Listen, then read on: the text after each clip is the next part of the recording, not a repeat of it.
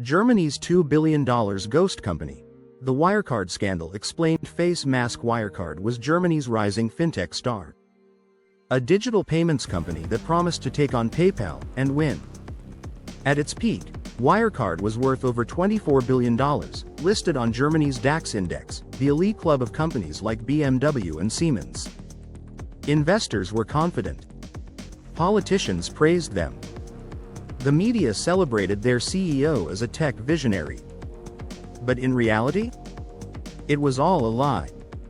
Magnifying glass, the company said it was making hundreds of millions from payment processing in Asia and the Middle East. But when independent journalists and short sellers started digging, they found almost no evidence that these operations even existed. Wirecard claimed to have $2 billion in a trust account in the Philippines.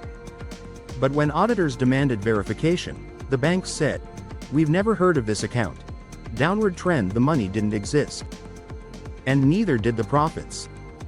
Behind the curtain, Wirecard was propping itself up with fake revenue shell companies, phony acquisitions, forged documents. This went on for years. And even Germany's financial regulator, BaFin, didn't stop it. In fact, they defended Wirecard and tried to silence critics. In one case, they even investigated journalists for reporting on the fraud instead of the company committing it. Exploding head, it took a full audit by KPMG to blow the whole thing open.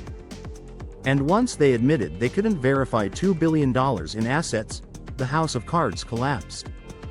The CEO, Markus Braun, was arrested. The COO, January Marsalek? He vanished, last seen fleeing to Belarus with help from alleged Russian intelligence. Wirecard stock fell 99%. Thousands of investors lost everything. And Germany faced the biggest corporate embarrassment in its history. Many called it Europe's Enron.